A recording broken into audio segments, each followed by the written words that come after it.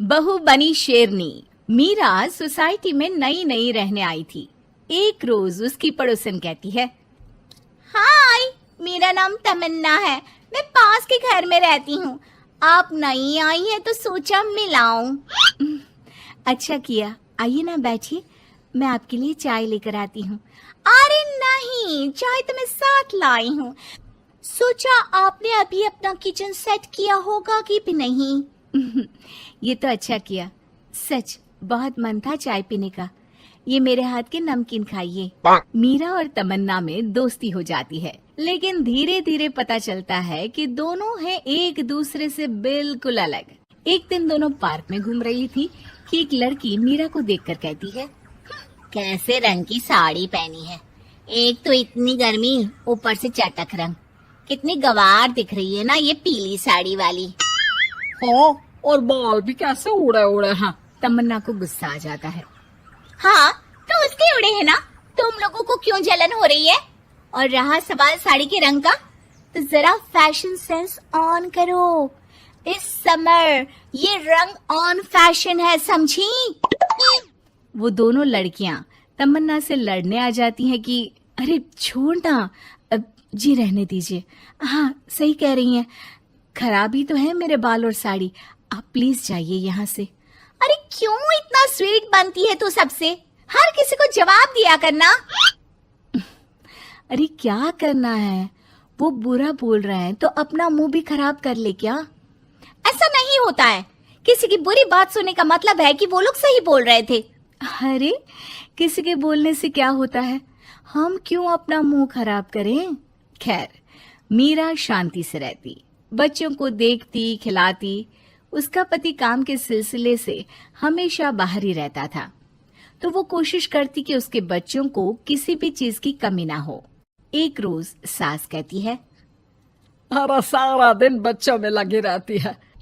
पता है बेटा यहाँ नहीं रहता मेरा, लेकिन मजाल है कि ये मेरा ख्याल रख ले।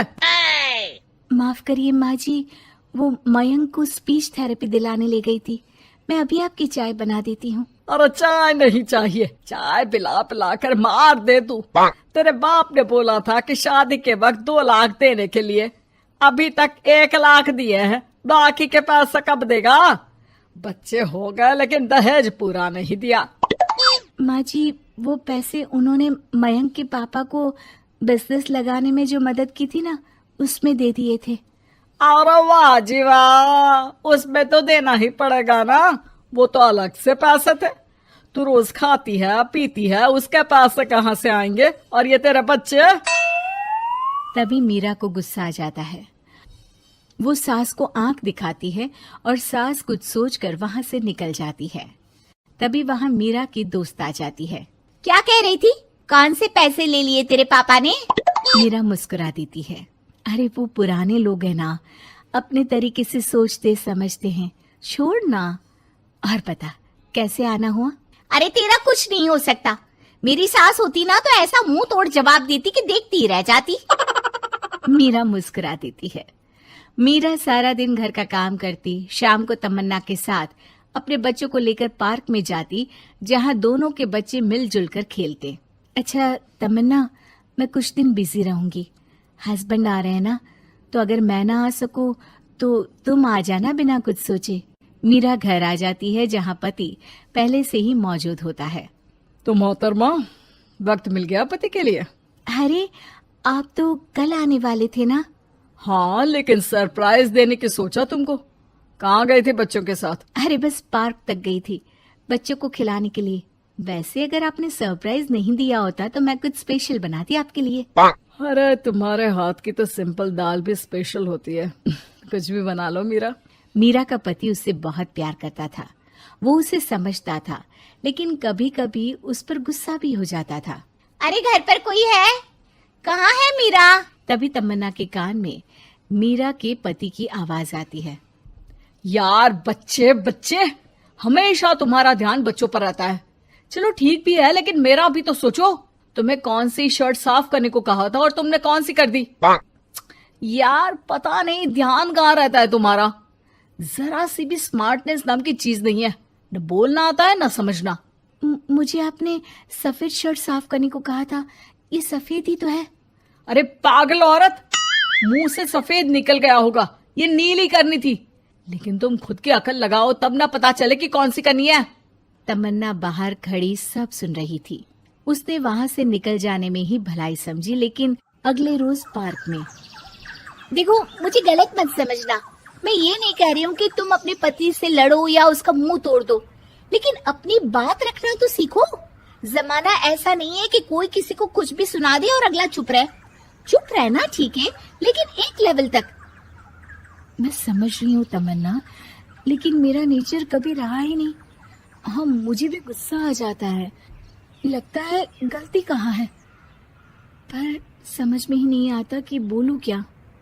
खैर, बात आई गई हो जाती है। एक दिन मीरा के घर में बैठ तमन्ना और मीरा चाय पी रहे होते हैं कि वहां मीरा का बेटा रोते हुए आता है। मीरा घबरा जाती है। क्या हुआ बेटा? बेटे का रो रो कर बुरा हाल होता है। वो सिसकियां भर रहा होता है। क्या हुआ बेटा, कुछ तो बताओ। तभी पीछे से मीरा की बेटी भी आ जाती है। क्या हुआ भाई को बेटा? माँ, नीचे एक अंकल ने उसकी हंसी उड़ाई, उसे तोतला बोला। मीरा को बेटी की बात सुनकर गुस्सा आ जाता है। वो दौड़कर पार्क में बेटी के साथ जाती है। तमन्ना भी मीरा के पीछे जाती है। कौन थे अंकल? हाँ, वो लाल शर्ट वाले। क्या आपने मेरे बेटे को तोतला बोला? हाँ, क्योंकि वो तोतला रहा था। तोतला गई का। मीरा गुस्से से लाल हो जाती है और जोर जोर से चिल्लाने लगती है। मजाक समझा है क्या? किसी बच्चे के तोतलेपन को दूर करने के लिए माँ कितनी मेहनत करती है। मैं रोज उसे सबके सामने बोलने के लिए प्रेरित करती हूँ। बड़ी मुश्किल से मेरे बेटे ने बोलना सीखा है, उसे भी चुप करा दिया आपने।